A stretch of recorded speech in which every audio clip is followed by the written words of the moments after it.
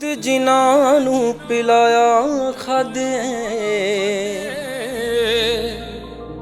ਉਹਨਾਂ ਕੋਲੋਂ ਡੰਗ ਖਾਦੇ ਉਹਨਾਂ ਕੋਲੋਂ ਡੰਗ। ਕਿਉਂਕਿ ਮੈਂ ਕਦੀ ਸੋਚਿਆ ਨਹੀਂ ਸੀ ਕਿ ਜਨਾਬ ਸਾਬਰ ਕੋਟੀ ਸਾਹਿਬ ਆਪਣੇ ਬਾਪੂ ਨੂੰ, ਆਪਣੇ ਫਾਦਰ ਨੂੰ मैं अपने हत्थां 'ਚ ਚੱਕ के हॉस्पिटल लैके जाऊँगा, जिन्हें मैनू हत्थां 'ਚ ਚੱਕ के स्कूल छड्डिया।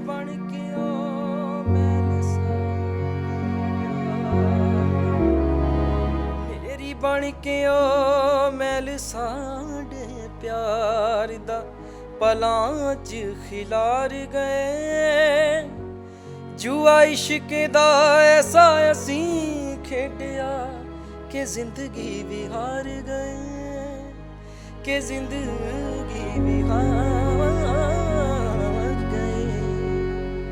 4 ਸਾਲ ਹੋ ਗਏ ਉਹਨਾਂ ਨੂੰ ਸਾਡੇ ਤੋਂ ਵਿਛੜਿਆਂ ਨੂੰ, ਪਰ ਸਰੀਰਕ ਤੌਰ ਤੇ ਗਏ ਨੇ ਉਹ। ਮੈਂ ਸਮਝਦਾ ਕਿ ਹੱਲੇ ਵੀ ਉਹ ਸਾਡੇ ਨਾਲ ਨੇ, ਕਿਉਂਕਿ ਉਹ ਅਕਸਰ ਰਿਕਾਰਡਿੰਗਾਂ ਕਰਕੇ ਰੱਖਿਆ ਕਰਦੇ ਸੀਗੇ। ਕਦੀ ਕੁਛ ਗਾ ਲਿਆ, ਕਦੀ ਕੁਛ ਗਾ ਲਿਆ, ਕਦੀ ਹੀਰ ਗਾ ਲਈ, ਕਦੀ ਗੁਲਾਮ ਅਲੀ ਸਾਹਿਬ ਦੀ ਕੋਈ ਗਜ਼ਲ ਗਾ ਲਈ। ਔਰ ਹਮੇਸ਼ਾ ਕਹਿੰਦੇ ਹੁੰਦੇ ਸੀਗੇ ਮੈਨੂੰ ਕਿ ਬੇਟਾ ਇਹ ਰਿਕਾਰਡਿੰਗਾਂ ਸਾਂਭ ਕੇ ਰੱਖੀ। ਮੈਂ ਕਹਿੰਦਾ ਹੁੰਦਾ ਸੀਗਾ ਜੀ, ਮੈਂ ਕਿਹਾ ਜੀ ਅੱਛਾ ਜੀ ਇਹਨੂੰ ਕਿੱਥੇ ਰੱਖਣਾ ਜੀ? ਕਹਿੰਦੇ ਇਹਨੂੰ ਉੱਥੇ ਰੱਖਣਾ ਆ ਜਿੱਥੇ ਤੇਰੇ ਕੰਮ ਆਵੇ, ਕਿਉਂਕਿ ਇਹ ਬੇਟਾ ਇਹ ਖਜ਼ਾਨਾ ਆ, ਇਹਦਾ ਹੁਣ ਨਹੀਂ ਪਤਾ ਲੱਗਣਾ ਤੈਨੂੰ, ਜਦੋਂ ਤੇਰਾ ਪਿਓ ਦੁਨੀਆ ਤੋਂ ਚਲਾ ਗਿਆ ਉਦੋਂ ਯਾਦ ਕਰੇਂਗਾ ਆਪਣੇ ਪਿਓ ਨੂੰ। ਅਤੇ ਉਹ ਮੈਂ ਥੋੜ੍ਹਾ ਜਿਹਾ ਕਲੀਅਰ ਕਰ ਦੇਣਾ ਕਿ ਸਾਬਰ ਕੋਟੀ ਨਾਮ ਇਸ ਕਰਕੇ ਆ ਕਿ ਉਹਨਾਂ ਦਾ ਜਿਹੜਾ ਪਿੰਡ ਸੀਗਾ ਉਹ ਸੀਗਾ ਕੋਟ ਕਰਾਰ ਖਾਂ, ਇਸ ਕਰਕੇ ਉਹਨੂੰ ਕੋਟੀ ਕਰ ਲਿਆ ਸੀ। ਸਹਾਰਾ ਜਿਹੜਾ ਆ ਨੋ ਡਾਊਟ ਮੈਨੂੰ ਸਟਾਰਟਿੰਗ ਦੇ ਵਿੱਚ ਬਹੁਤ ਮਿਲਿਆ, ਬਟ ਹੌਲੀ ਹੌਲੀ ਜਦੋਂ ਮੈਨੂੰ ਥੋੜ੍ਹੀ ਬਹੁਤੀ ਸਮਝ ਲੱਗਣ ਲੱਗ ਗਈ ਦੁਨੀਆ ਦੀ, ਫਿਰ ਹੌਲੀ ਹੌਲੀ ਸਾਰਿਆਂ ਨੇ ਕਿਨਾਰਾ ਵੀ ਕੀਤਾ ਮੇਰੇ ਤੋਂ, ਹੱਲੇ ਵੀ ਕਰਦੇ ਆ। ਮੈਂ ਅੱਗੇ ਨਾ ਆ ਸਕਾਂ ਸ਼ਾਇਦ ਮੇਰਾ ਐਗਰੀਮੈਂਟ ਵੀ ਤਾਂ ਹੀ ਕਰਾਇਆ ਗਿਆ ਕਿਉਂਕਿ ਮੈਂ ਉਸ ਟਾਈਮ ਇੱਕ ਕਲੀਨ ਸਲੇਟ ਵਰਗਾ ਸੀ, ਦੁਨੀਆਦਾਰੀ ਦਾ ਕੁਛ ਨਹੀਂ ਪਤਾ ਸੀਗਾ, ਇੱਕ ਉਮੀਦ ਸੀ ਮੈਨੂੰ।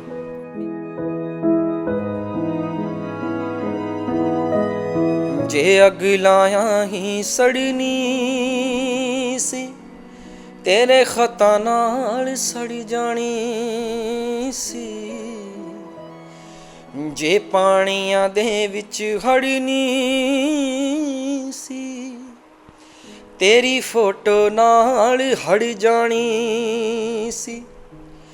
ਤੇਰੇ ਸਾਰੇ ਵਾਅਦੇ ਟੁੱਟ ਗਏ ਨੇ, ਸਾਰੇ ਵਾਅਦੇ ਟੁੱਟ ਗਏ ਨੇ, ਸਾਡੀ ਆਸ ਦਾ ਟੁੱਟਣਾ ਬਾਕੀ ਏ ਹੈ, ਜਿਹਦੇ ਵਿੱਚ ਤੇਰੀ ਯਾਦ ਪਈ ਦਿਲ ਕੱਢ ਕੇ ਸੁੱਟਣਾ ਬਾਕੀ ਏ। ਇੱਥੇ ਚੜ੍ਹਦੇ ਸੂਰਜਾਂ ਨੂੰ ਸਲਾਮਾਂ ਹੁੰਦੀਆਂ ਨੇ ਖਾਨ ਸਾਹਿਬ। ਇਹ ਬੋਲ ਨੇ ਉਸਤਾਦ ਸਾਬਰ ਕੋਟੀ ਜੀ ਦੇ। ਅੱਜ ਮੈਂ ਤੁਹਾਨੂੰ ਉਹਨਾਂ ਦੇ ਉਸ ਬੱਚੇ ਨਾਲ ਮਿਲਾਉਣ ਲੱਗਿਆ, ਉਸ ਪੁੱਤ ਨਾਲ ਮਿਲਾਉਣ ਲੱਗਿਆ ਜਿਨ੍ਹਾਂ ਨੇ ਉਹਨਾਂ ਤੋਂ ਸਿੱਖਿਆ ਵੀ ਹੈ ਅਤੇ ਅੱਜ ਨਾਮ ਵੀ ਹੈ ਉਹਨਾਂ ਦਾ ਕਾਫੀ ਇਸ ਪੰਜਾਬ ਦੇ ਵਿੱਚ ਕਰ ਲਈਏ, ਹੋਰ ਅਦਰ ਕੰਟਰੀਆਂ ਦੇ ਵਿੱਚ ਗੱਲ ਕਰ ਲਈਏ। ਮੈਂ ਗੱਲ ਕਰ ਰਿਹਾ ਅਲੈਕਸ ਕੋਟੀ ਜੀ ਦੀ। ਅੱਜ ਮਿਲਣ ਲਈ ਇਹਨਾਂ ਦੇ ਕੋਲ ਆਏ ਹੋਏ ਹਾਂ।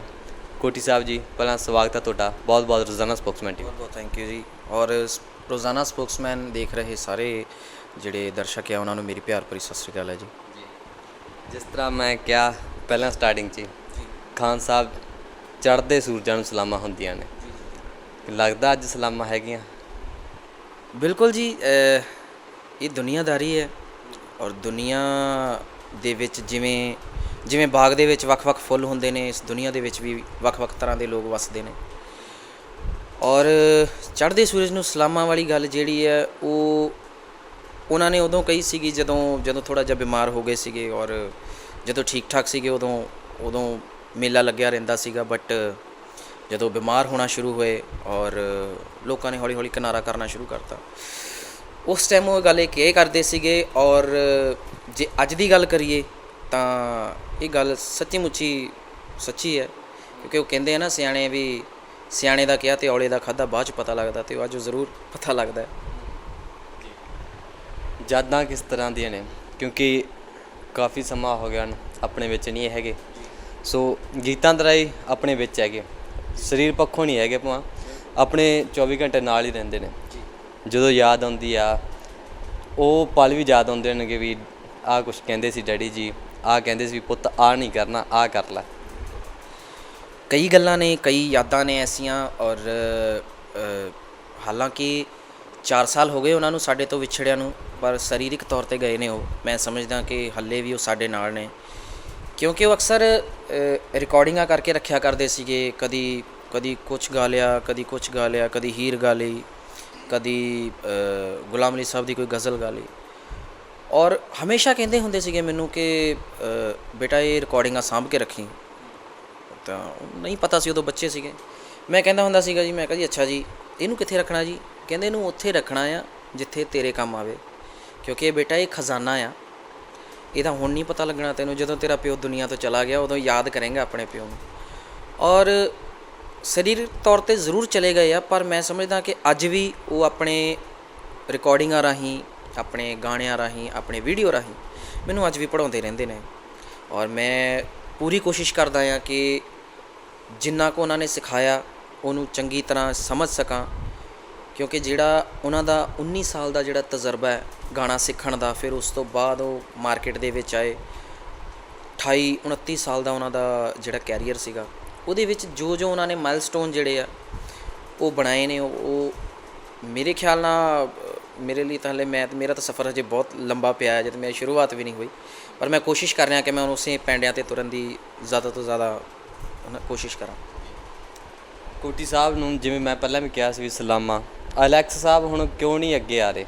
ਕਾਫੀ ਸਮਾਂ ਹੋ ਗਿਆ ਵੀ ਬੌਨ ਵੀ ਕੰਪਨੀ ਨਾਲ ਵੀ ਕਿਸੇ ਨਾਲ ਅਟੈਚਮੈਂਟ ਹੈਗੀ ਸੀ, ਜਿਵੇਂ ਤੁਸੀਂ ਦੱਸਿਆ ਪਹਿਲਾਂ ਆਫ ਕੈਮਰਾ। ਸਾਹਮਣੇ ਕਿਉਂ ਨਹੀਂ ਆ ਰਹੇ? ਲੋਕ ਲੱਭ ਰਹੇ ਨੇ ਵੀ ਅਲੈਕਸ ਆਏਗਾ, ਪਹਿਲਾਂ ਗਾਣੇ ਆਏ ਸੀ, ਉਸ ਤੋਂ ਬਾਅਦ ਗਾਇਬ ਹੀ ਹੋ ਗਿਆ ਅਲੈਕਸ ਤਾਂ। ਕੋਈ ਇਨਸਾਨ ਜਿਹੜਾ ਆ ਉਹ ਗਲਤੀਆਂ ਦਾ ਪੁਤਲਾ ਹੈ ਜੀ। ਗਲਤੀ ਪੈਰ 'ਤੇ ਕਰਦਾ ਵੀ ਔਰ ਆਪਣੀ ਗਲਤੀਆਂ ਤੋਂ ਹੀ ਸਿੱਖਦਾ।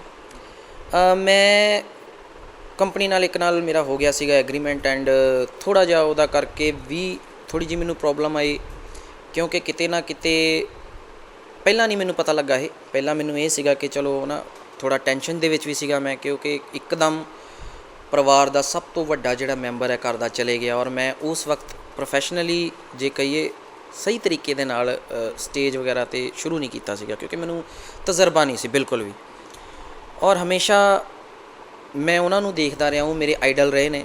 ਕਿੱਦਾਂ ਗੱਲ ਕਰਨੀ ਮਾਈਕ 'ਤੇ, ਕਿੱਦਾਂ ਬੋਲਣਾ, ਕਿਸ ਬੰਦੇ ਨੂੰ ਕਿਸ ਤਰੀਕੇ ਨਾਲ ਟਰੀਟ ਕਰਨਾ, ਕਿਉਂਕਿ ਪਬਲਿਕ ਇੱਕ ਇੱਦਾਂ ਦੀ ਚੀਜ਼ ਹੈ। ਸਰੋਤੇ ਕੈਸੇ ਰੱਬ ਨੇ ਦਿੱਤੇ ਹੋਏ ਹੈ ਗਵਈਏ ਨੂੰ, ਕਿ ਜੇ ਸਰੋਤੇ ਹੈ ਫਿਰ ਗਵਈਏ ਦੀ ਵੈਲਿਊ ਹੈ। ਜਿੱਦਾਂ ਰੱਬ ਦੀ ਵੈਲਿਊ ਉਦੋਂ ਹੁੰਦੀ ਹੈ ਜਦੋਂ ਉਹਨੂੰ ਪੂਜਣ ਵਾਲੇ ਹੋਣ।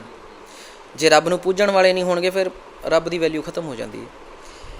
ਇਸ ਲਈ ਜਿੱਦਾਂ ਮਾਰਕੀਟ ਤੋਂ ਬਾਹਰ ਰਹਿਣ ਦੀ ਗੱਲ ਆ ਕਿ ਮੇਰਾ ਐਗਰੀਮੈਂਟ ਹੋਇਆ ਸੀਗਾ, ਥੋੜ੍ਹਾ ਜਿਹਾ ਕੁਛ ਟੈਨਸ਼ਨਸ ਕਰਕੇ ਸਾਡਾ ਤਾਲਮੇਲ ਨਹੀਂ ਬਣ ਪਾਇਆ। ਔਰ ਹੱਲੇ ਵੀ ਥੋੜ੍ਹਾ ਜਿਹਾ ਇਸ਼ੂ ਚੱਲ ਰਿਹਾ, ਬਾਕੀ ਗੋਡ ਨੋਜ਼ ਕਦੋਂ ਮਸਲਾ ਹੱਲ ਹੁੰਦਾ। ਦੂਸਰੀ ਗੱਲ ਇਹ ਹੈ ਕਿ ਸਹਾਰਾ ਜਿਹੜਾ ਆ ਨੋ ਡਾਊਟ ਮੈਨੂੰ ਸਟਾਰਟਿੰਗ ਦੇ ਵਿੱਚ ਬਹੁਤ ਮਿਲਿਆ, ਬਟ ਹੌਲੀ ਜਦੋਂ ਮੈਨੂੰ ਥੋੜ੍ਹੀ ਬਹੁਤੀ ਸਮਝ ਲੱਗਣ ਲੱਗ ਗਈ ਦੁਨੀਆ ਦੀ, ਫਿਰ ਹੌਲੀ ਸਾਰਿਆਂ ਨੇ ਕਿਨਾਰਾ ਵੀ ਕੀਤਾ ਮੇਰੇ ਤੋਂ। ਹੱਲੇ ਵੀ ਕਰਦੇ ਆ, ਔਰ ਗੈਰ ਨਹੀਂ ਕਰਦੇ, ਆਪਣੇ ਕਰਦੇ ਆ, ਕਿਉਂਕਿ ਗੈਰਾਂ ਨੂੰ ਤਾਂ ਪਤਾ ਹੀ ਨਹੀਂ ਹੁੰਦਾ ਕਿ ਤੁਹਾਨੂੰ ਤਕਲੀਫ ਕਿਹੜੀ ਚੀਜ਼ ਨਾਲ ਪਹੁੰਚੇਗੀ, ਤਾਂ ਆਪਣਿਆਂ ਨੂੰ ਪਤਾ ਹੁੰਦਾ। ਔਰ 4 ਸਾਲਾਂ ਦੇ ਵਿੱਚ ਮੈਂ 40 ਸਾਲ ਦਾ ਤਜਰਬਾ ਕਰ ਗਿਆ, ਕਿਉਂਕਿ ਕਦੀ ਦੁਨੀਆ ਦੇਖੀ ਨਹੀਂ ਸੀ। ਜਦੋਂ ਡੈਡੀ ਸੀ ਉਸ ਟਾਈਮ ਕੁਛ ਵੀ ਹੁੰਦਾ ਸੀਗਾ ਉਹ ਸਾਡੇ ਤੱਕ ਆਉਣ ਨਹੀਂ ਦਿੰਦੇ ਸੀਗੇ। ਕੋਈ ਟੈਨਸ਼ਨ, ਕੋਈ ਦੁੱਖ, ਕੋਈ ਤਕਲੀਫ ਉਹ ਬਾਹਰੋਂ ਬਾਹਰ ਹੀ ਨਿਬੇੜ ਦਿੰਦੇ ਸੀ ਵੀ ਨਹੀਂ ਉਹ ਬੱਚਿਆਂ ਤੱਕ ਨਹੀਂ। ਸਹੀ ਮਾਇਨੇ 'ਚ ਅਸੀਂ ਮੈਚਿਓਰ ਨਹੀਂ ਹੋਏ। ਮੈਨੂੰ ਕਈ ਯਾਰ ਦੋਸਤ ਮਿਲਦੇ ਆ, ਕਈ ਦੋਸਤ ਪੁੱਛਦੇ ਆ, ਕਈ ਫਰੈਂਡ ਪੁੱਛਦੇ ਕਿ ਤੁਹਾਡੀ ਜ਼ਿੰਦਗੀ 'ਚ ਕਿੰਨਾ ਕੁ ਫ਼ਰਕ ਹੈ ਵੀ ਜਦੋਂ ਤੁਹਾਡੇ ਫਾਦਰ ਸਾਹਿਬ ਤੁਹਾਡੇ ਨਾਲ ਸੀ ਔਰ ਹੁਣ ਉਹ ਨਾਲ ਨਹੀਂ ਹੈ। ਉਸ ਸਮੇਂ ਦੀ ਜ਼ਿੰਦਗੀ 'ਚ ਔਰ ਹੁਣ ਦੀ ਜ਼ਿੰਦਗੀ 'ਚ ਕੀ ਫ਼ਰਕ ਹੈ। ਔਰ ਮੈਂ ਉਹਨਾਂ ਨੂੰ ਹੱਸ ਕੇ ਹੀ ਕਹਿੰਦਾ ਹੁੰਦਾ ਕਿ ਮੇਰਾ ਤਾਂ ਜਨਮ ਹੀ 4 ਸਾਲ ਪਹਿਲਾਂ ਹੋਇਆ ਡੈਡੀ ਤੋਂ ਬਾਅਦ, ਕਿਉਂਕਿ ਪਹਿਲਾਂ ਤਾਂ ਪਤਾ ਹੀ ਨਹੀਂ ਸੀਗਾ ਜ਼ਿੰਦਗੀ ਦਾ। ਘਰੇ ਬੈਠੇ ਰਹਿਣਾ ਜਾਂ ਡੈਡੀ ਨਾਲ ਚਲੇ ਗਏ, ਫਿਰ ਲਿਆ ਤੁਰ ਲਿਆ, ਜੋ ਚਾਹੀਦਾ ਚਲੋ ਜੀ ਆ ਗਿਆ ਨਾ। ਔਰ ਅੱਜ ਜਦੋਂ ਸਾਡੇ ਨਾਲ ਨਹੀਂ ਨੇ, ਅੱਜ ਹਰ ਇੱਕ ਇਨਸਾਨ ਦਾ ਪਤਾ ਲੱਗ ਰਿਹਾ ਹੌਲੀ। ਔਰ ਮੈਨੂੰ ਕਿਸੇ ਤੋਂ ਕੋਈ ਗੁੱਸਾ ਗਿਲਾ ਵੀ ਨਹੀਂ ਹੈ, ਕਿਉਂਕਿ ਮੈਂ ਜਿੱਦਾਂ ਪਹਿਲਾਂ ਜ਼ਿਕਰ ਕੀਤਾ ਕਿ ਇਹ ਦੁਨੀਆ ਹੈ ਔਰ ਇਹ ਹਿਊਮਨ ਨੇਚਰ ਹੈ ਇਨਸਾਨ ਜਿਹੜਾ ਆ ਜਦੋਂ ਰੱਬ ਨੂੰ ਵੀ ਯਾਦ ਕਰਦਾ, ਉਹ ਵੀ ਕਿਸੇ ਨਾ ਕਿਸੇ ਕਾਰਨ ਤੋਂ ਕਰਦਾ। ਕਦੀ ਵੀ ਜਾ ਕੇ ਰੱਬ ਦੇ ਅੱਗੇ ਉਹ ਅਗਰਬੱਤੀ ਫਾਲਤੂ 'ਚ ਨਹੀਂ ਜਗਾਏਗਾ, ਉਹਨੂੰ ਕੁਛ ਨਾ ਕੁਛ ਚਾਹੀਦਾ ਹੁੰਦਾ, ਉਦੋਂ ਹੀ ਜਗਾਉਂਦਾ। ਹਰ ਇੱਕ ਚੀਜ਼ ਦਾ ਰੀਜ਼ਨ ਹੁੰਦਾ। ਸ਼ਾਇਦ ਕਿਤੇ ਨਾ ਕਿਤੇ ਸਾਨੂੰ ਵੀ ਇਹ ਲੱਗਦਾ, ਮੇਰੀ ਫੈਮਿਲੀ ਨੂੰ ਵੀ ਇਹ ਲੱਗਦਾ, ਸਾਨੂੰ ਵੀ ਇਹ ਲੱਗਦਾ ਕਿ ਕੁਝ ਕੁ ਸ਼ਰਾਰਤੀ ਲੋਕਾਂ ਕਰਕੇ ਮੈਂ ਅੱਗੇ ਨਾ ਆ ਸਕਾਂ। ਸ਼ਾਇਦ ਮੇਰਾ ਐਗਰੀਮੈਂਟ ਵੀ ਤਾਂ ਹੀ ਕਰਾਇਆ ਗਿਆ ਕਿਉਂਕਿ ਮੈਂ ਉਸ ਟਾਈਮ ਇੱਕ ਕਲੀਨ ਸਲੇਟ ਵਰਗਾ ਸੀ, ਦੁਨੀਆਦਾਰੀ ਦਾ ਕੁਛ ਨਹੀਂ ਪਤਾ ਸੀਗਾ। ਇੱਕ ਉਮੀਦ ਸੀ ਮੈਨੂੰ, ਮੇਰਾ ਫੈਸਲਾ ਉਸ ਸਮੇਂ ਜਿਹੜਾ ਸੀਗਾ ਉਹ ਮੇਰੇ ਹਿਸਾਬ ਨਾਲ ਸਹੀ ਸੀਗਾ, ਬਟ ਮੈਨੂੰ ਨਹੀਂ ਪਤਾ ਸੀਗਾ ਕਿ ਮੇਰੇ ਨਾਲ ਇੱਦਾਂ ਹੋ ਜਾਏਗਾ। ਕਿਉਂਕਿ ਜਦੋਂ ਅਸੀਂ ਸੜਕ 'ਤੇ ਗੱਡੀ ਲੈ ਕੇ ਚੱਲਦੇ ਹਾਂ, ਤੁਰਦੇ ਹਾਂ ਸੜਕ 'ਤੇ, ਸਾਨੂੰ ਇਹ ਨਹੀਂ ਪਤਾ ਹੁੰਦਾ ਕਿ ਅਗਲੇ ਮੋੜ 'ਤੇ ਜਾ ਕੇ ਸਾਡੇ ਨਾਲ ਕੋਈ ਹਾਦਸਾ ਹੋਣਾ ਜਾਂ ਨਹੀਂ ਹੋਣਾ, ਪਰ ਉਹ ਹੋ ਜਾਂਦਾ, ਫਿਰ ਪਤਾ ਲੱਗਦਾ ਕਿ ਹਾਦਸਾ ਹੋ ਗਿਆ। ਤਾਂ ਕਿਸੇ ਕੋ ਗੁੱਸਾ ਗਿਲਾ ਨਹੀਂ ਹੈ, ਬਸ ਇਹ ਹੈ ਕਿ ਮੈਂ ਇਹ ਸਮਝਦਾ ਕਿ ਜਿਹੜੇ ਮੇਰੇ 4 ਸਾਲ ਖਰਾਬ ਹੋਏ ਆ ਜਾਂ ਗੁਜ਼ਰੇ ਆ, ਉਹ ਮੇਰੇ ਵਾਸਤੇ ਇੱਕ ਲਰਨਿੰਗ ਐਕਸਪੀਰੀਅੰਸ ਆ। ਮੈਂ ਸਿੱਖ ਰਿਹਾ ਬਹੁਤ, ਹਾਲੇ ਵੀ ਸਿੱਖ ਰਿਹਾ, ਔਰ ਆਉਂਦੀ ਦੁਨੀਆ ਤੱਕ ਸਿੱਖਦੇ ਹੀ ਰਵਾਂਗੇ। ਜ਼ਿੰਦਗੀ ਸਿਖਾਉਂਦੀ ਰਹਿੰਦੀ ਹੈ ਕੁਛ ਨਾ ਕੁਛ। ਅਗਰ ਉਸਤਾਦ ਜੀ ਦੀ ਗੱਲ ਕਰ ਲਈਏ, ਉਹਨਾਂ ਨੇ ਪਹਿਲਾਂ ਹੀ ਕਹਿ ਦਿੱਤਾ ਸੀ ਵੀ ਯਾਰ ਖਾਨ ਸਾਹਿਬ, ਜਦੋਂ ਮੈਂ ਇਹ ਗਾਣੇ ਗਾਉਂਦਾ ਮੈਨੂੰ ਐਂ ਲੱਗਦਾ ਵੀ ਇਹ ਜਿਹੜੇ ਗਾਣੇ ਨੇ ਇਹ ਮੇਰੀ ਪਹਿਲਾਂ ਜ਼ਿੰਦਗੀ ਨਾਲ ਢੁੱਕ ਰਹੇ ਨੇ, ਕਿਤੇ ਨਾ ਕਿਤੇ ਮੇਰੀ ਜ਼ਿੰਦਗੀ ਦਾ ਇੱਕ ਪੁਆਇੰਟ ਨੇ, ਜੁੜੇ ਹੋਏ ਨੇ ਮੇਰੇ ਨਾਲ। ਸੋ ਜਿਵੇਂ ਤੁਸੀਂ ਪਹਿਲਾਂ ਵੀ ਦੱਸਿਆ ਸੀ, ਅਮਰੀਕਾ ਜਦੋਂ ਜਾ ਰਹੇ ਸੀ ਉਦੋਂ ਵੀ ਕਾਫੀ ਜਦੋਂ ਟੁੱਟ ਗਏ ਸੀ ਆਪ ਦੇ ਵਿੱਚੋਂ, ਬਹੁਤ ਜਿਹੜੇ ਧੋਖੇ ਹੋਏ ਹੈ ਨਾ ਉਸ ਸਮੇਂ ਦੇ। ਧੋਖੇ ਦੇਖੋ ਜੀ, ਜਿਹੜਾ ਇਨਸਾਨ ਸਾਫ਼ ਦਿਲ ਹੁੰਦਾ ਹੈ ਜਾਂ ਜਿਹੜਾ ਬੰਦਾ ਰੱਬ ਨੂੰ ਬਹੁਤ ਪਿਆਰ ਕਰਦਾ, ਰੱਬ ਜਿਹੜਾ ਆ ਜਾਂ ਗੁਰੂ ਆ, ਜਿਹੜੇ ਗੁਰੂ ਵਾਲੇ ਲੋਕ ਹੁੰਦੇ ਖਾਸ ਕਰਕੇ, ਉਹ ਜਦੋਂ ਗੁਰੂ ਦੇ ਚਰਨਾਂ ਨੂੰ ਹੱਥ ਲਾਉਂਦੇ ਆ ਜਾਂ ਗੁਰੂ ਦੇ ਚਰਨੀ ਲੱਗ ਜਾਂਦੇ ਆ, ਉਹਨਾਂ ਨੂੰ ਸਾਰੇ ਲੋਕ ਆਪਣੇ ਵਰਗੇ ਲੱਗਦੇ ਆ। ਔਰ ਰਹੀ ਗੱਲ ਗਾਣਿਆਂ ਦੀ, ਗਾਣੇ ਖੈਰ ਉਹਨਾਂ ਨੇ ਗਾਏ ਐਸੇ ਕਿ ਦੁੱਧ ਜਿਨ੍ਹਾਂ ਨੂੰ ਪਿਲਾਇਆ ਖਾਧੇ ਉਹਨਾਂ ਕੋਲੋਂ ਡੰਗ, ਫਿਰ ਕੰਢੇ ਜਿੰਨੇ ਹੋਣ ਤਿੱਖੇ ਫੁੱਲ ਉਹਨਾਂ ਹੁੰਦਾ ਸੋਹਣਾ, ਸਾਡੇ ਆਪਣੇ ਨਹੀਂ ਹੋਏ ਪਰਾਇਆ ਕਿੱਥੋਂ ਹੋਣਾ।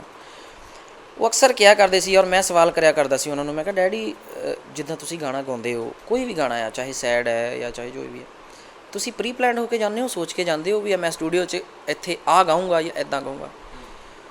ਉਹ ਕਹਿੰਦੇ ਨਹੀਂ ਖਾਨ ਸਾਹਿਬ, ਮੈਂ ਇਹ ਚੀਜ਼ਾਂ ਨਹੀਂ ਸੋਚਦਾ, ਮੈਂ ਇਹ ਚੀਜ਼ਾਂ ਸੋਚਦਾ ਹੁੰਦਾ ਆ ਕਿ ਕਿਸ ਬੰਦੇ ਨੇ ਮੇਰੇ ਨਾਲ ਕੀ ਕੀਤਾ, ਉਸ ਬੰਦੇ ਦੀ ਇੱਕ ਮੈਂ ਤਸਵੀਰ ਬਣਾ ਕੇ ਮੈਂ ਫਿਰ ਗਾਣੇ ਨੂੰ ਗਾਉਣ ਦੀ ਕੋਸ਼ਿਸ਼ ਕਰਦਾ, ਔਰ ਮੇਰੇ ਭਾਵ ਉਹਦੇ ਵਿੱਚ ਸਾਫ਼ ਦਿਸਦੇ ਨੇ।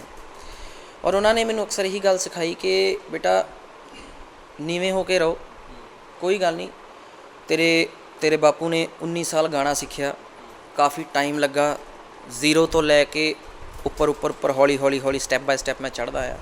ਤੁਹਾਨੂੰ ਵੀ ਟਾਈਮ ਲੱਗੇਗਾ, ਪਰ ਓਨਾ ਨਹੀਂ ਲੱਗੇਗਾ ਜਿੰਨਾ ਸਾਬਰਕੋਟੀ ਨੂੰ ਲੱਗਾ, ਕਿਉਂਕਿ ਮੈਂ ਬਹੁਤ ਪਿੱਛੋਂ ਸ਼ੁਰੂ ਹੋਇਆ।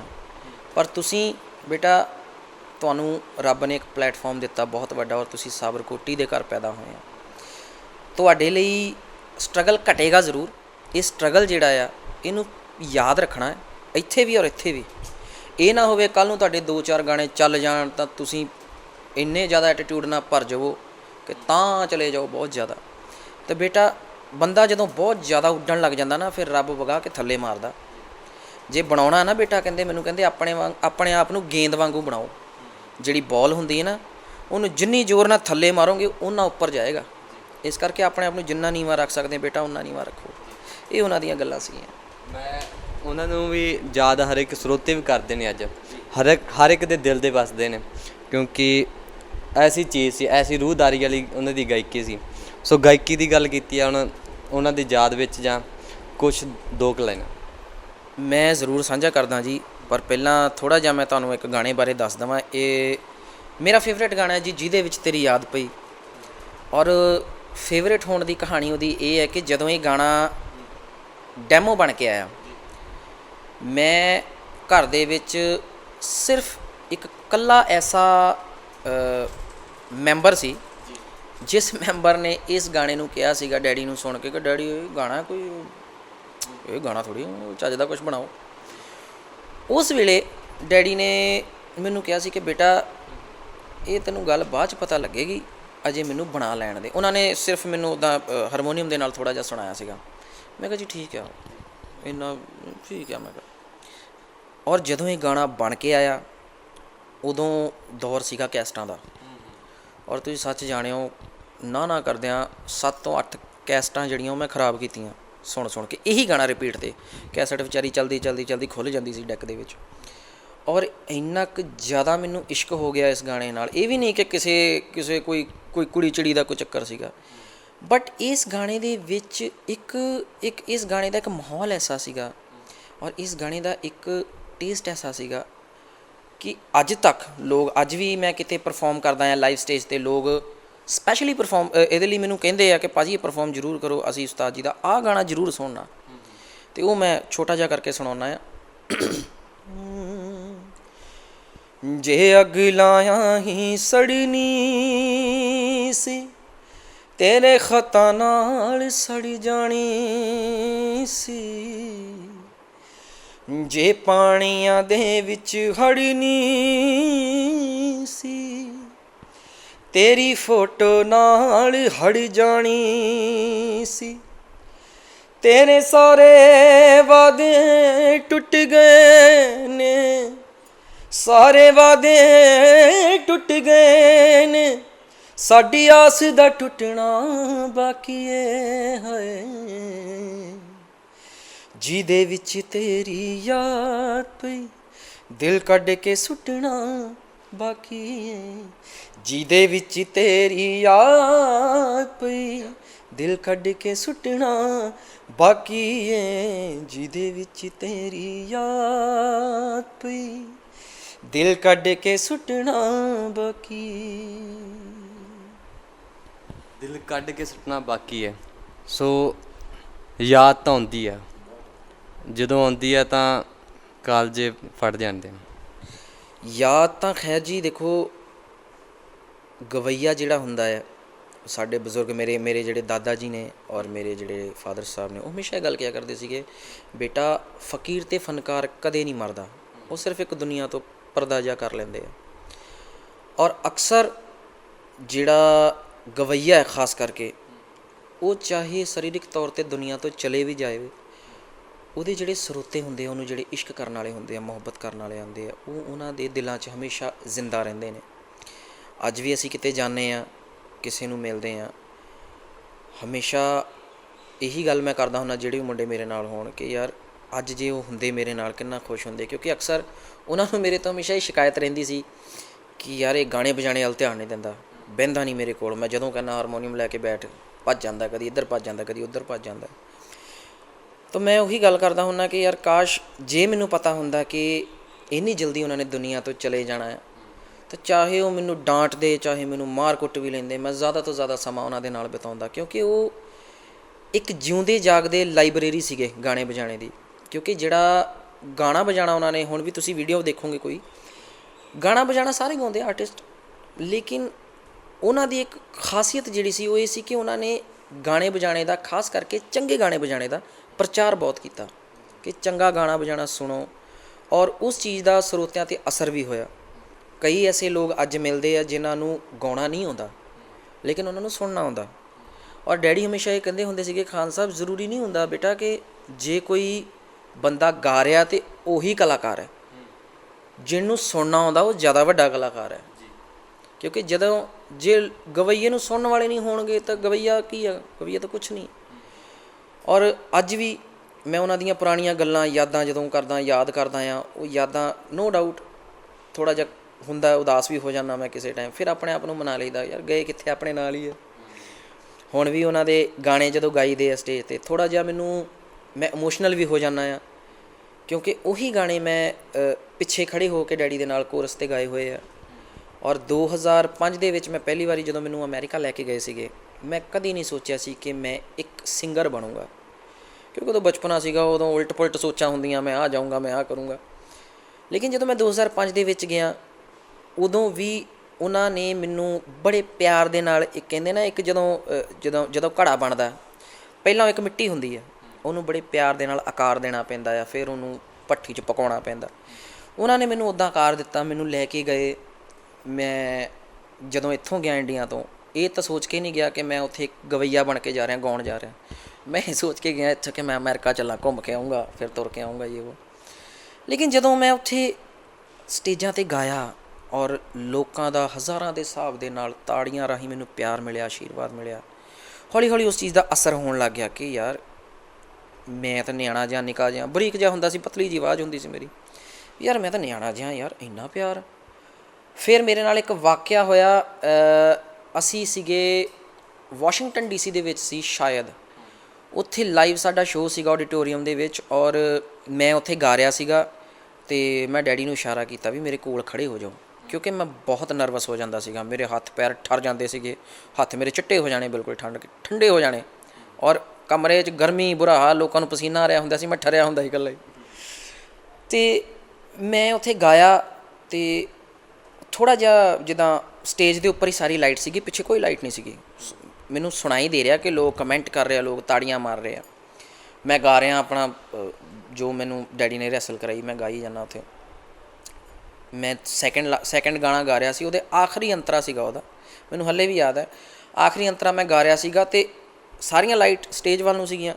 ਮੇਰੇ ਧਿਆਨ 'ਚ ਇਹ ਸੀਗਾ ਕਿ ਚਲ 15-20 ਜਣੇ ਹੋਊਗੇ, ਵੱਧ ਤੋਂ ਵੱਧ 50 ਜਣੇ ਹੋਣੇ, ਕੋਈ ਨਹੀਂ ਇੰਨਾ ਕੁ, ਚਲੋ ਡੈਡੀ ਦੇ ਨਾਲ ਮਹਿਫਿਲ 'ਚ ਬੈਠਦੇ ਹਾਂ, ਗਾ ਹੀ ਲਈਦਾ, ਝਾਕਾ ਖੁੱਲ੍ਹਿਆ ਸੀਗਾ। ਜਦੋਂ ਪਿੱਛੇ ਦੀਆਂ ਲਾਈਟਸ ਔਨ ਹੋਈਆਂ ਅਤੇ ਘੱਟੋ ਘੱਟ 5-7 ਹਜ਼ਾਰ ਬੰਦਾ, ਮੈਂ ਵਾਈਬ੍ਰੇਸ਼ਨ 'ਤੇ ਮਾਈਕ ਮੇਰੇ ਹੱਥ 'ਚ ਫੜਿਆ, ਮੈਂ ਕੰਬਣ ਲੱਗ ਗਿਆ ਉੱਥੇ ਇੱਦਾਂ ਕਰਕੇ। ਅਤੇ ਡੈਡੀ ਆਏ, ਉਹਨਾਂ ਨੇ ਦੇਖ ਲਿਆ ਵੀ ਘਬਰਾ ਗਿਆ, ਉਹਨਾਂ ਨੇ ਮੇਰੇ ਮੋਢੇ 'ਤੇ ਹੱਥ ਰੱਖਿਆ ਪਿੱਛੋਂ, ਉਹਨਾਂ ਨੇ ਕਿਹਾ ਬੇਟੇ ਜਿਹੜਾ ਕੰਮ ਸ਼ੁਰੂ ਕੀਤਾ ਆ ਹੁਣ ਇਹਨੂੰ ਮੁਕੰਮਲ ਕਰ ਲੈ। ਇਹੀ ਕਲਾਕਾਰ ਹੈ, ਇਹੀ ਗਵੱਈਆ ਹੁੰਦਾ ਆ ਵੀ ਜਿੰਨੀ ਮਰਜ਼ੀ ਸਿਚੁਏਸ਼ਨ ਨਰਵਸ ਹੋਵੇ, ਜਿੰਨਾ ਮਰਜ਼ੀ ਉਹ ਦਿਮਾਗੀ ਰੂਪ 'ਤੇ ਪਰੇਸ਼ਾਨ ਹੋਵੇ, ਲੇਕਿਨ ਉਹਨੂੰ ਸਰੋਤਿਆਂ ਲਈ ਗਾਉਣਾ ਪੈਂਦਾ, ਖੁਸ਼ ਕਰਨਾ ਪੈਂਦਾ। ਮੈਂ ਗਾਇਆ, ਗਾਉਣ ਤੋਂ ਬਾਅਦ ਸ਼ੋਅ ਖਤਮ ਹੋਇਆ ਸਾਡਾ, ਔਰ ਸਾਨੂੰ ਸਾਡੇ ਜਿਹੜੇ ਪ੍ਰਮੋਟਰ ਸੀ ਉਹ ਲੈ ਗਏ, ਅਸੀਂ ਗੱਡੀ ਦੇ ਵਿੱਚ ਬੈਠ ਗਏ। ਔਰ ਜਿਸ ਚੀਜ਼ ਦਾ ਮੇਰੇ 'ਤੇ ਸਭ ਤੋਂ ਜ਼ਿਆਦਾ ਅਸਰ ਹੋਇਆ ਉਹ ਇਹ ਹੋਇਆ ਕਿ ਸਾਨੂੰ ਲੱਭਦੇ ਲੱਭਦੇ ਉੱਥੇ 2 ਬਾਊਂਸਰ ਸੀਗੇ, ਔਰ ਇਹ ਤਾਂ ਸਾਰੀ ਦੁਨੀਆ ਜਾਣਦੀ ਹੈ ਕਿ ਪੰਜਾਬੀ ਸੰਗੀਤ ਜਿਹੜਾ ਉਹਨੂੰ ਅੱਜ ਕੱਲ੍ਹ ਗੋਰੇ ਵੀ ਪਸੰਦ ਕਰਦੇ ਆ, ਪਰ ਜਿਹੜੇ ਕਾਲੇ ਲੋਕ ਨੇ, ਮੈਨੂੰ ਨਹੀਂ ਪਤਾ ਸੀ ਕਿ ਉਹਨਾਂ ਨੂੰ ਵੀ ਇਸ ਚੀਜ਼ ਦੀ ਸਮਝ ਆ। ਉਹ ਆਏ ਅਤੇ ਕਾਫੀ ਬਾਊਂਸਰ ਸੀਗੇ ਤਾਂ ਭਾਰੇ ਸੀਗੇ, ਪਹਿਲਾਂ ਤਾਂ ਮੈਂ ਘਬਰਾ ਗਿਆ ਵੀ ਪਤਾ ਨਹੀਂ ਕੀ ਹੋਇਆ, ਮੈਨੂੰ ਲੱਭਣ ਲੱਗ ਗਏ ਆ, ਮੈਂ ਡਰ ਗਿਆ ਬਹੁਤ ਜ਼ਿਆਦਾ। ਉਹਨਾਂ ਨੇ ਆ ਕੇ ਡੋਰ ਨੌਕ ਕੀਤਾ, ਉਹਨਾਂ ਨੇ ਸਾਡੇ ਪ੍ਰਮੋਟਰ ਨੂੰ ਪੁੱਛਿਆ, ਕਹਿੰਦੇ ਵੀ ਜਿਹੜਾ ਉਹ ਲੜਕਾ ਗਾ ਰਿਹਾ ਸੀ ਛੋਟਾ ਜਿਹਾ, ਉਹ ਕਿੱਥੇ ਹੈ, ਉਹ ਚਲੇ ਗਿਆ ਜਾਂ ਅਸੀਂ ਗੱਡੀ 'ਚ? ਉਹ ਕਹਿੰਦੇ ਨਹੀਂ ਇੱਥੇ ਹੀ ਆ। ਕਹਿੰਦੇ ਉਹਨੂੰ ਬੁਲਾਓਗੇ 2 ਮਿੰਟ, ਅਸੀਂ ਕੋਈ ਗੱਲ ਕਰਨੀ ਚਾਹੁੰਦੇ, ਸਾਡੀ ਦਿਲੀ ਤਮੰਨਾ ਸੀ, ਕੁਛ ਸਾਂਝਾ ਕਰਨਾ ਚਾਹੁੰਦੇ ਉਹਦੇ ਨਾਲ।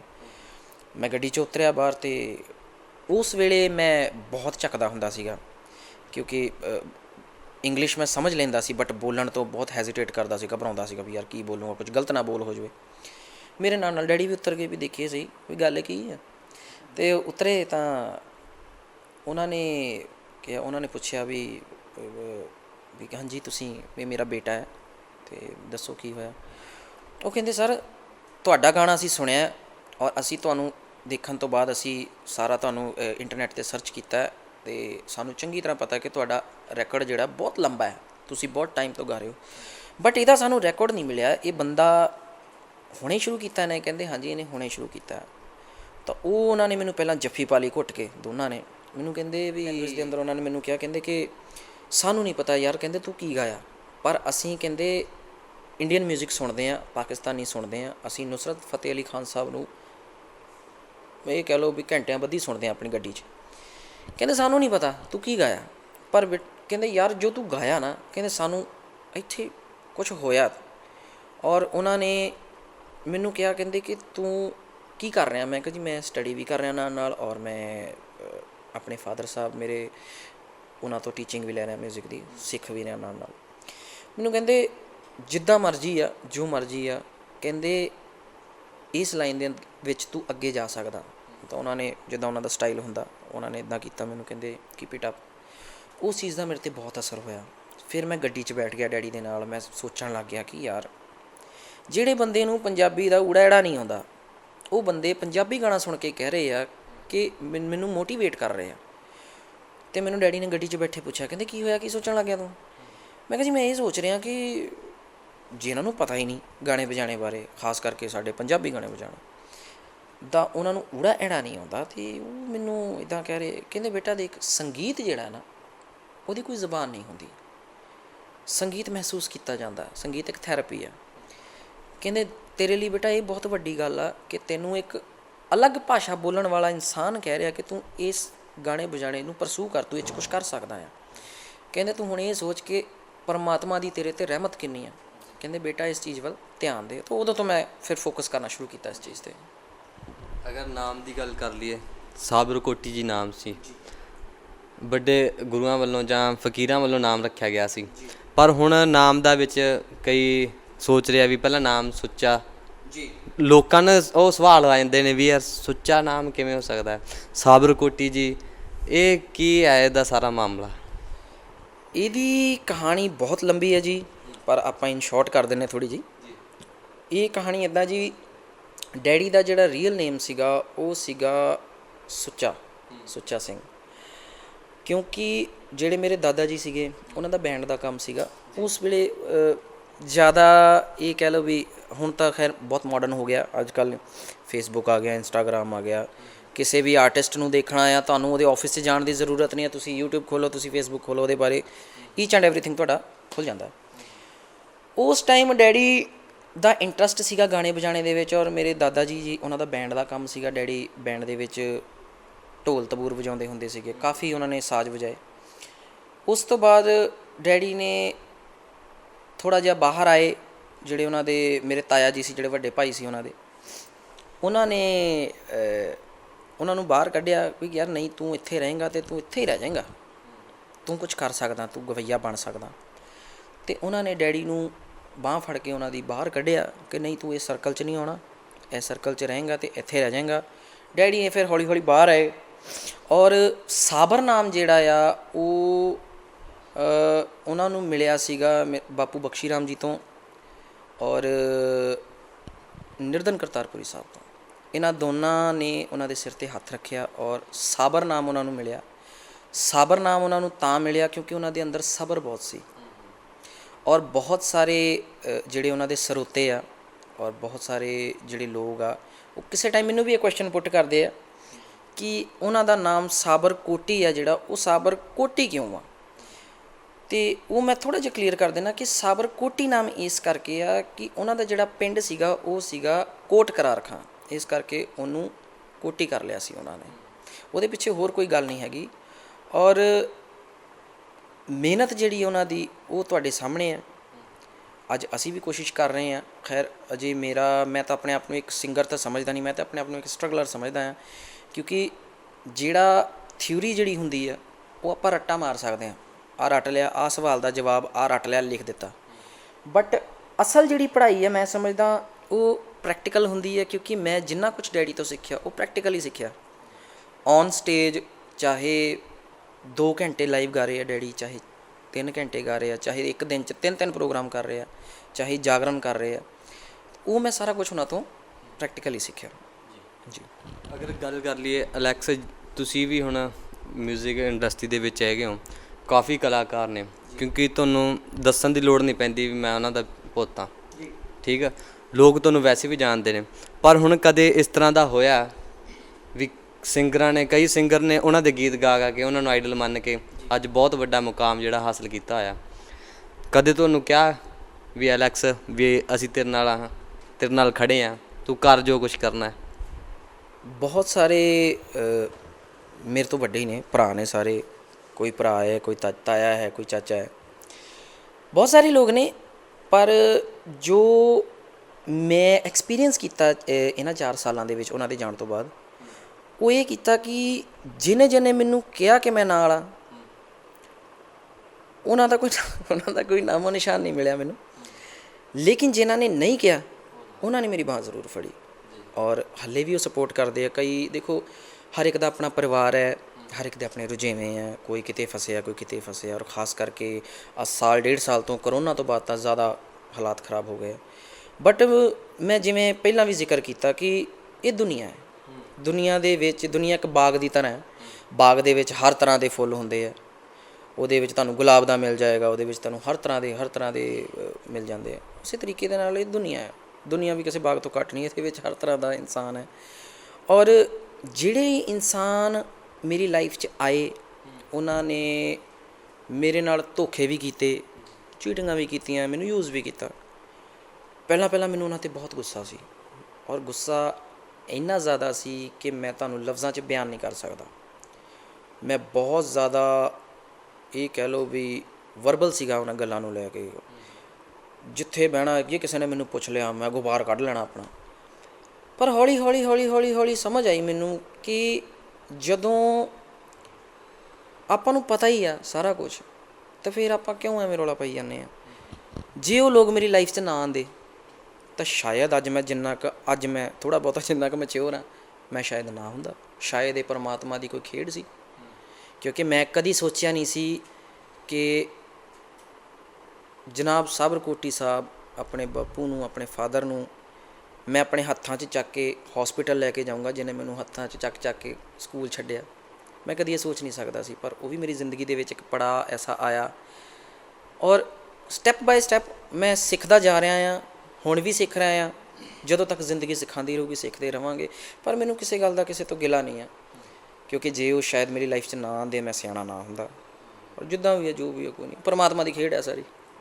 ਉਹ ਸੱਚੀਆਂ ਹੋ ਜਾਂਦੀਆਂ ਨੇ ਗੱਲਾਂ ਵੀ, ਜਿਵੇਂ ਤੁਸੀਂ ਪਹਿਲਾਂ ਵੀ ਕਿਹਾ ਸੀ, ਸਿਆਣੇ ਦਾ ਕਿਹਾ ਤੌਲੇ ਦਾ ਖਾਧਾ, ਬਾਅਦ 'ਚ ਪਤਾ ਲੱਗਦਾ ਵੀ ਠੋਕਰਾਂ ਖਾ ਕੇ ਬੰਦੇ ਨੂੰ ਮਾੜਾ ਮੋਟਾ ਪਤਾ ਲੱਗ ਜਾਂਦਾ ਵੀ ਜ਼ਿੰਦਗੀ 'ਚ ਇਸ ਤਰ੍ਹਾਂ ਜਿਉਣਾ।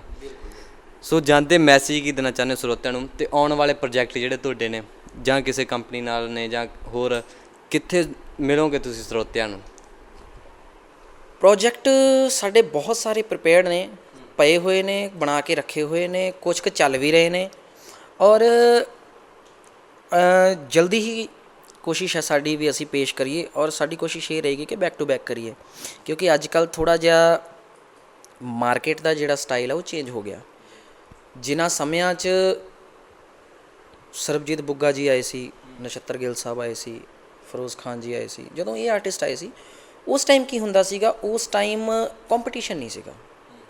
ਹੁਣ ਤਾਂ ਤੁਸੀਂ ਇਹ ਕਹਿ ਲਓ, ਤੁਸੀਂ ਅੱਜ ਗਾਣਾ ਰਿਲੀਜ਼ ਕਰਦੇ ਹੋ, ਹਾਰਡਲੀ 2 ਮਹੀਨੇ ਬਾਅਦ ਲੋਕ ਭੁੱਲਣ ਲੱਗ ਜਾਂਦੇ ਆ। ਔਰ ਮੇਰੇ ਫਾਦਰ ਸਾਹਿਬ ਦੀ ਇੱਕ ਥਿਊਰੀ ਸੀ ਕਿ ਗਾਣਾ ਜਾਂ ਐਲਬਮ ਚਾਹੇ ਲੇਟ ਕਰ ਲਈਏ, ਪਰ ਕਰਨੀ ਇੱਦਾਂ ਦੀ ਆ ਕਿ ਉਹ ਜਿਹੜੇ ਪਿਛਲਾ ਜਿਹੜਾ ਸਮਾਂ ਬੀਤ ਚੁੱਕਾ, ਜਿਹੜਾ ਸਮਾਂ ਨਿਕਲ ਚੁੱਕਾ ਹੈ, ਉਹ ਬੰਦਿਆਂ ਨੂੰ ਜਾਂ ਸਰੋਤਿਆਂ ਨੂੰ ਯਾਦ ਨਾ ਰਹੇ। ਤਾਂ ਸਾਡੀ ਕੋਸ਼ਿਸ਼ ਇਹ ਹੁੰਦੀ ਹੈ, ਕਿਉਂਕਿ ਕੋਈ ਵੀ ਗਾਣਾ ਕਰੀਏ, ਸਾਡੀ ਕੋਸ਼ਿਸ਼ ਇਹ ਹੁੰਦੀ ਹੈ ਕਿ ਉਹਨੂੰ ਹਰ ਵਰਗ ਦਾ ਇਨਸਾਨ ਸੁਣੇ, ਚਾਹੇ ਉਹ ਬਜ਼ੁਰਗ ਹੈ, ਚਾਹੇ ਉਹ ਸਾਡਾ ਛੋਟਾ ਬੱਚਾ। ਹੁਣ ਅੱਜ ਦੇ ਗਾਣਿਆਂ ਦੀ ਜੇ ਆਪਾਂ ਗੱਲ ਕਰਦੇ ਹਾਂ, ਤਾਂ ਅੱਜ ਤੁਸੀਂ ਛੋਟੇ ਛੋਟੇ ਬੱਚਿਆਂ ਨੂੰ ਪੁੱਛ ਲਓ ਖੂਹ ਕੀ ਹੁੰਦਾ, ਪਨੀਰੀ ਕੀ ਹੁੰਦੀ ਹੈ, ਕੁਛ ਨਹੀਂ ਪਤਾ ਉਹਨਾਂ ਨੂੰ। ਉਹਨਾਂ ਨੂੰ ਇਹ ਪਤਾ ਹੁੰਦਾ ਕਿ ਆ ਟਕੂਆ ਆ, ਅਤੇ ਆ 12 ਬੋਰ ਦੀ ਰਿਵੋਲਵਰ ਆ, ਅਤੇ ਫਲਾਨਾ ਦਿਸ ਐਂਡ ਦੈਟ, ਹੈ ਨਾ। ਔਰ ਮੇਰੇ ਤੋਂ ਸਾਰੇ ਵੱਡੇ ਨੇ ਜਿੰਨੇ ਵੀ ਆਰਟਿਸਟ ਨੇ, ਮੇਰੇ ਖਿਆਲ ਨਾਲ ਮੇਰੇ ਤੋਂ ਛੋਟਾ ਕੋਈ ਹੈ ਹੀ ਨਹੀਂ, ਮੈਂ ਹੀ ਸਭ ਤੋਂ ਛੋਟਾ ਹਾਂ ਤਜਰਬੇ 'ਚ ਵੀ ਔਰ ਉਮਰ ਦੇ ਵਿੱਚ ਵੀ। ਮੈਂ ਸਾਰਿਆਂ ਨੂੰ ਇਹੀ ਬੇਨਤੀ ਕਰਦਾ ਹੁੰਦਾ ਕਿ ਚੰਗਾ ਗਾਣਾ ਵਜਾਉਣਾ ਸੁਣੋ, ਤਾਂ ਕਿ ਜਿਹੜੀ ਸਾਡੇ ਤੋਂ ਬਾਅਦ ਆਉਣ ਵਾਲੀ ਸਾਡੀ ਜਿਹੜੀ ਪੀੜ੍ਹੀ ਹੈ, ਉਹ ਕੱਲ੍ਹ ਨੂੰ ਸਾਨੂੰ ਗਾਲਾਂ ਨਾ ਕੱਢੇ ਵੀ ਯਾਰ ਆਹ ਕੀ ਕੀਤਾ। ਕਿਉਂਕਿ ਜਦੋਂ ਅੱਜ ਅਸੀਂ ਦੇਖਦੇ ਹਾਂ ਕਈ ਇੱਦਾਂ ਦੇ ਜਿਹੜੇ ਮੁਹੱਬਤ ਕਰਨ ਵਾਲੇ ਆ, ਸੱਚੀ ਮੁੱਚੀ ਸੰਗੀਤ ਨੂੰ ਮੁਹੱਬਤ ਕਰਨ ਵਾਲੇ ਆ, ਜ਼ਰੂਰੀ ਨਹੀਂ ਆ ਕਿ ਅੱਜ ਦੇ ਗਾਣੇ ਵਜਾਣੇ ਦੇ ਵਿੱਚ ਸਿਰਫ ਰੌਲਾ ਰੱਪਾ ਹੀ ਆ। ਬਹੁਤ ਸਾਰੇ ਜਿਹੜੇ ਆਰਟਿਸਟ ਅੱਜ ਦੇ ਨੇ, ਜਿਹੜੇ ਸੁਰ 'ਚ ਗਾ ਰਹੇ ਨੇ, ਔਰ ਜਿਹੜੇ ਸੁਰ ਨੂੰ ਮੱਦੇ ਨਜ਼ਰ ਰੱਖਦੇ ਹੋਏ ਗਾਣੇ ਕਰ ਰਹੇ ਨੇ, ਜਿਨ੍ਹਾਂ ਦਾ ਕੋਈ ਗਾਣਾ ਇਹ ਕਹਿ ਲਓ ਇੱਦਾਂ ਦਾ ਨਹੀਂ ਆਇਆ। ਬਹੁਤ ਸਾਰੇ ਆਰਟਿਸਟ ਨੇ। ਮੇਰੀ ਦੁਆ ਹੈ ਮਾਲਕਾਂ ਅੱਗੇ, ਮੇਰੀ ਦੁਆ ਹੈ ਪਰਮਾਤਮਾ ਅੱਗੇ ਕਿ ਆਉਣ ਵਾਲਾ ਜਿਹੜਾ ਸਾਡਾ ਟਾਈਮ ਆ, ਉਹਦੇ ਵਿੱਚ ਗਾਣਾ ਵਜਾਣਾ ਜਿਹੜਾ ਚੰਗਾ ਸ਼ੁਰੂ ਹੋ ਜਾਵੇ ਤਾਂ ਅੱਛਾ। ਨੇ ਤਾਂ ਜਿਹੜਾ ਲਫ਼ਜ਼ ਹੁੰਦਾ ਨਾ ਕਿ ਵਿਰਸੇ ਦੇ ਪਹਿਰੇਦਾਰ, ਅਸੀਂ ਆ ਜਿਹੜੇ ਸਰੋਤੇ ਆ ਸਾਡੇ, ਅਸੀਂ ਆਪ ਹੀ ਗਲ ਘੁੱਟੀ ਜਾ ਰਹੇ ਹਾਂ ਉਹਨਾਂ ਦਾ। ਬਹੁਤ ਸਾਰੇ ਸਿੰਗਰ ਇੱਦਾਂ ਦੇ ਆ ਜਿਨ੍ਹਾਂ ਕੋਲ ਟੈਲੈਂਟ ਹੈ, ਲੇਕਿਨ ਉਹਨਾਂ ਕੋਲ ਰਿਸੋਰਸਿਸ ਨਹੀਂ ਆ, ਪੈਸਾ ਨਹੀਂ ਆਪਣੇ ਆਪ ਨੂੰ ਅੱਗੇ ਲਿਆਉਣ ਲਈ। ਔਰ ਅੱਜ ਦਾ ਹਿਸਾਬ ਇਹ ਹੋ ਚੁੱਕਾ ਹੈ ਕਿ ਜੇ ਤੁਹਾਡੇ ਕੋਲ ਪੈਸਾ ਹੈ ਤਾਂ ਤੁਸੀਂ ਆਰਟਿਸਟ ਆ, ਜਿਹੜਾ ਟੈਲੈਂਟ ਹੈ ਉਹ ਦੱਬ ਕੇ ਰਹਿ ਜਾਂਦਾ ਥੱਲੇ। ਔਰ ਮੇਰੀ ਦੁਆ ਸਾਰਿਆਂ ਨੂੰ ਇਹੀ ਹੈ, ਸਰੋਤਿਆਂ ਨੂੰ ਵੀ ਹੈ, ਕਿ ਇੱਦਾਂ ਦੇ ਆਰਟਿਸਟਾਂ ਦੀ ਸਾਂਭ ਕਰੋ, ਕਿਉਂਕਿ ਇਹ ਨਾ ਹੋਵੇ ਕੱਲ੍ਹ ਨੂੰ ਅਸੀਂ ਪਛਤਾਈਏ ਕਿ ਯਾਰ ਕਾਸ਼ ਕਿਤੇ ਸਾਂਭਿਆ ਹੁੰਦਾ। ਅੱਜ ਸਾਡੇ ਨਾਲ ਚਮਕੀਲਾ ਸਾਹਿਬ ਨਹੀਂ ਹੈ, ਲੇਕਿਨ ਜਦੋਂ ਅਸੀਂ ਉਦੋਂ ਕਦਰ ਨਹੀਂ ਕੀਤੀ, ਅੱਜ ਅਸੀਂ ਗਾਣੇ ਸੁਣਦੇ ਹਾਂ ਉਹਨਾਂ ਦੇ, ਲਾਈ ਰੱਖਦੇ ਜ਼ੋਰ ਜ਼ੋਰ ਨਾਲ, ਮੋਟਰਾਂ 'ਤੇ ਗਾਣੇ ਚੱਲਦੇ ਆ ਨਾ ਜਿੱਦਾਂ ਵੀ। ਫਿਰ ਜਗਜੀਤ ਸਿੰਘ ਜੀ, ਹੈ ਨਾ। ਔਰ ਇਹ ਕਈ ਇੱਦਾਂ ਦੇ ਲੋਕ ਨੇ ਜਿਨ੍ਹਾਂ ਨੇ ਇੰਨਾ ਕੁਛ ਦਿੱਤਾ ਮਿਊਜ਼ਿਕ ਇੰਡਸਟਰੀ ਨੂੰ, ਲੇਕਿਨ ਅਸੀਂ ਉਹਨਾਂ ਦੀ ਕਦਰ ਕਰ ਨਹੀਂ ਪਾਉਂਦੇ। ਸ਼ਾਇਦ ਇਹ ਇੱਕ ਹਿਊਮਨ ਨੇਚਰ ਹੈ, ਇਨਸਾਨ ਦੀ ਨੇਚਰ ਹੈ। ਬਟ ਹੁਣ ਸਮਾਂ ਆ ਗਿਆ ਕਿ ਆਪਣੀਆਂ ਆਦਤਾਂ, ਆਪਣਾ ਨੇਚਰ ਬਦਲ ਲੈਣਾ ਚਾਹੀਦਾ। ਔਰ ਜਾਂਦੇ ਹੋਏ, ਵਿਦਾ ਲੈਂਦੇ ਹੋਏ, ਮੈਂ ਸਾਰਿਆਂ ਨੂੰ ਇੱਕ ਵਾਰੀ ਫਿਰ ਇਹੀ ਬੇਨਤੀ ਕਰੂੰਗਾ ਕਿ ਪਲੀਜ਼ ਚੰਗਾ ਗਾਣਾ ਵਜਾਣਾ ਸੁਣੋ। ਗਾਣਾ ਵਜਾਣਾ ਰੱਬ ਹੈ, ਰੱਬ ਦੇ ਉੱਪਰ ਕੋਈ ਉਂਗਲ ਵੀ ਚੱਕੇ ਤੇ ਗੱਲ ਚੰਗੀ ਨਹੀਂ, ਇਸ ਕਰਕੇ ਇਹਨੂੰ ਸਾਫ਼ ਸੁਥਰਾ ਰੱਖੋ। ਬਾਕੀ ਜਿਹੜੇ ਲੋਕ ਸੁਣ ਰਹੇ ਨੇ ਇਹ ਨਾ ਦੇਖੋ ਕਿ ਮੈਂ ਸਾਬਰ ਕੋਟੀ ਸਾਹਿਬ ਦਾ ਬੇਟਾ ਹਾਂ, ਮੈਂ ਤਾਂ ਗੱਲ ਕਰ ਰਿਹਾ। ਮੈਂ ਪਹਿਲਾਂ ਵੀ ਜਿੱਦਾਂ ਜ਼ਿਕਰ ਕੀਤਾ ਕਿ ਮੈਂ ਕੋਈ ਆਪਣੇ ਆਪ ਨੂੰ ਸਿੰਗਰ ਨਹੀਂ ਸਮਝਦਾ, ਮੈਂ ਆਪਣੇ ਆਪ ਨੂੰ ਇੱਕ ਸਟਰਗਲਰ ਸਮਝਦਾ ਹਾਂ। ਔਰ ਗਿਆਨ ਇੱਕ ਐਸੀ ਚੀਜ਼ ਹੈ ਜੋ ਫ੍ਰੀ 'ਚ ਹੀ ਮਿਲਦੀ ਹੈ, ਕਿਤਿਓਂ ਵੀ ਲੈ ਲਓ। ਚਾਹੇ ਕਿਤੇ ਤੁਸੀਂ ਅੱਜ ਕੱਲ੍ਹ ਤਾਂ ਬਹੁਤ ਈਜ਼ੀ ਹੋ ਗਿਆ, ਸੋਸ਼ਲ ਮੀਡੀਆ ਆ ਗਿਆ, ਯੂਟਿਊਬ ਆ ਗਿਆ, ਕਿਸੇ ਦੇ ਬਾਰੇ ਕੋਈ ਗਾਣਾ ਤੁਸੀਂ ਪੜ੍ਹਨਾ ਆ, ਤੁਸੀਂ ਸੁਣਨਾ ਆ, ਤੁਸੀਂ ਈਜ਼ੀਲੀ ਦੇਖ ਸਕਦੇ ਆ, ਤੁਸੀਂ ਪੜ੍ਹ ਸਕਦੇ ਆ। ਪਰ ਪਲੀਜ਼ ਚੰਗੇ ਗਾਣੇ ਵਜਾਣੇ ਨੂੰ ਸੁਣਿਓ। ਔਰ ਜਾਂਦੇ ਹੋਏ ਮੈਂ ਆਪਣਾ ਗਾਣਾ ਮੇਰਾ ਇੱਕ ਰਿਲੀਜ਼ ਹੋਇਆ ਸੀਗਾ, ਛੋਟਾ ਜਿਹਾ ਕਰਕੇ ਸੁਣਾ ਦਿੰਦਾ।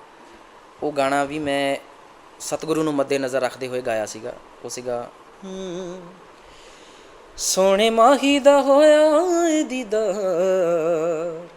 ਸੋਹਣੇ ਮਾਹੀ ਦਾ ਹੋਇਆ ਦੀਦਾਰ, ਮੈਂ ਰੱਬਾ ਤੇਥੋਂ ਹੋਰ ਕੀ ਮੰਗਾਂ, ਮੈਂ ਰੱਬਾ ਤੇਥੋਂ ਹੋਰ ਕੀ ਮੰਗਾਂ।